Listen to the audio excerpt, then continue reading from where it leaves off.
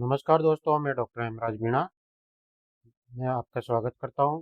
आज हम ऐसी बीमारी के बारे में बात करेंगे जो हर वर्ष लाखों लोगों को प्रभावित करता है, जिसको इन्फ्लुएंजा कहते हैं। इन्फ्लुएंजा को आम भाषा में फ्लू भी कहा जाता है।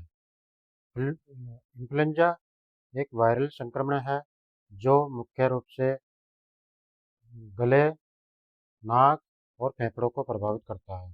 इन्फ्लुएंजा वायरस के कारण होता है।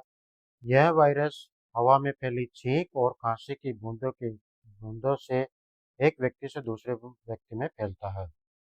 इन्फ्लुएंजा के सिम्टम इस प्रकार है: बहुत तेज बुखार आना, शरीर में दर्द होना, गले में खराश होना, नाक बहना, भूख कम लगना और कमजोरी रहना। ये इन्फ्लुएंजा के लक्षण हैं। कई बार ये लक्षण कई बार ये लक्षण सामान्य खांसी जुकाम में भी होता है, लेकिन इन्फ्लुएंजा में ये लक्षण बहुत ज़्यादा होते हैं और बहुत तेज बुखार आता है और थकान बहुत ज़्यादा रहती है। इन्फ्लुएंजा के इलाज के लिए क्या करना चाहिए?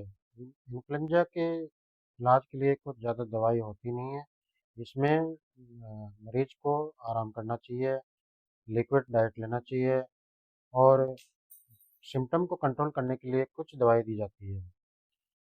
अगर बहुत ज़्यादा लक्षण होते हैं तो डॉक्टर ऑसेल्टामाविर भी दिया। इन्फ्लुएंजा की रोकथाम के लिए क्या करना चाहिए? इन्फ्लुएंजा की रोकथाम के लिए हर साल इन्फ्लुएंजा वैक्सीन लगाना चाहिए।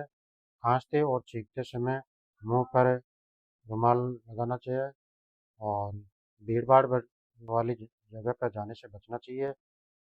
अगर किसी व्यक्ति को खांसी, जुकाम या बहुत ज़्यादा छींक आ रही है तो उस व्यक्ति को भीड़-भाड़ वाली जगह पर जाने से बचना चाहिए, जिससे कि इन्फ्लुएंजा वायरस दूसरे व्यक्ति में ना फैले।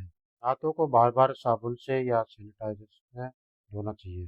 दो, दोस्तों, इन्फ्लुएंजा वायरस को हल्के में नहीं लेना चाहिए, विशेष तौर पर जिनकी इम्यूनिटी कम है और बच्चे, बुजुर्ग एंड प्रेग्नेंट महिलाओं में इनको इन्फ्लुएंजा वायरस को हल्के में नहीं लेना चाहिए, क्योंकि ये कभी-कभी बहुत गंभीर रूप ले लेता है। इसलिए ये समय पर टीकाकरण और सावधानी बेहद जरूरी है। Thank you.